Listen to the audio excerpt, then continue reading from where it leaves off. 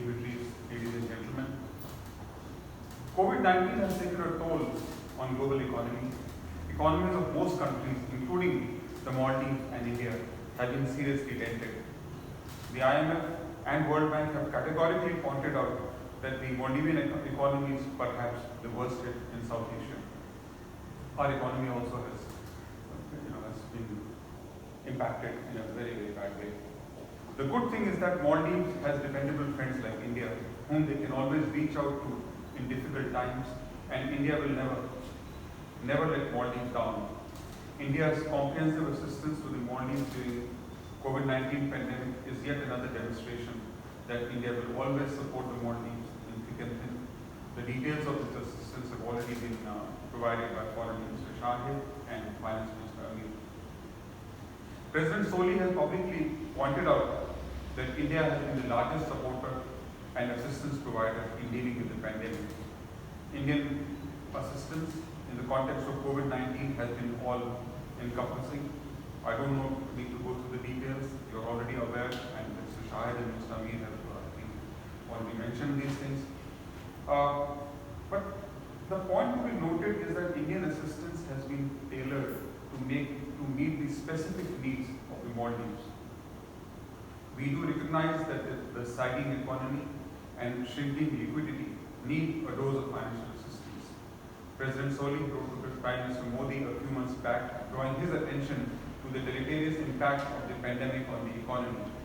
After detailed discussions with the government of Maldives, we have been able to provide financial assistance in a form and quantum which we hope will put the Maldivian economy back on track. The announcement was made during a video conference between External Affairs Minister Dr. S. Jaishankar and Foreign Minister Honorable Abdullah Shahid on August 13. Today, we are seeing implementation of that commitment. The budgetary support of $250 million has a comfortable tenor of 10 years and a very low interest rate.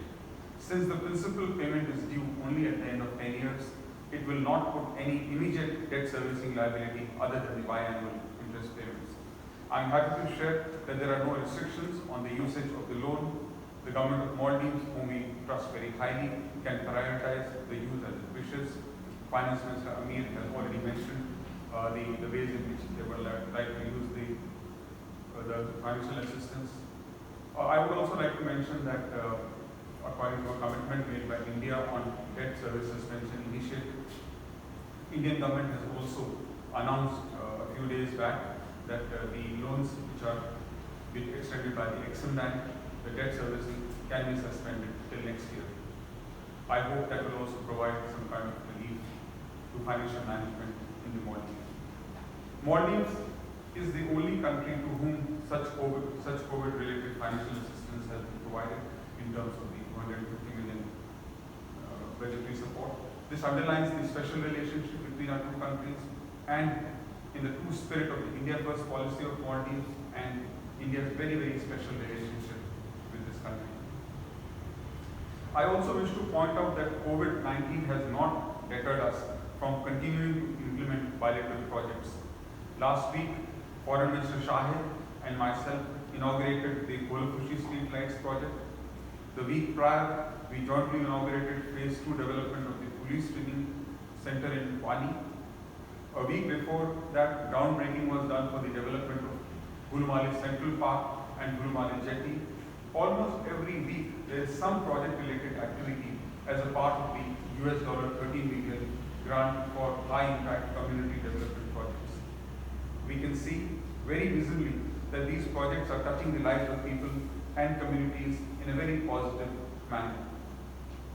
The geographical spread of these projects and the fact that these projects are conceived and implemented by local councils completely supports the decentralization policy of President Soli. I also wish to share that two other announcements made by External Affairs Minister Dr. Jaishankar on August 13 have also been implemented. First is the commencement of the air bubble to boost tourism. 5 weekly flights between our countries have already commenced. 3 of these flights are by airlines from India and 2 flights are by Maldivian Airlines.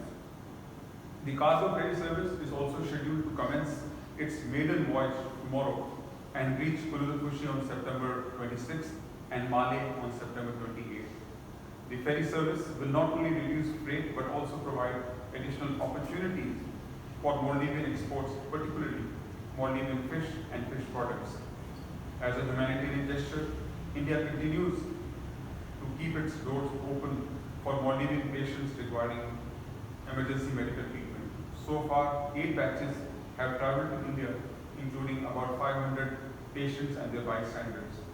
I conclude by saying that India will work with the government and the people of Maldives shoulder to shoulder to meet every challenge. Thank you very much.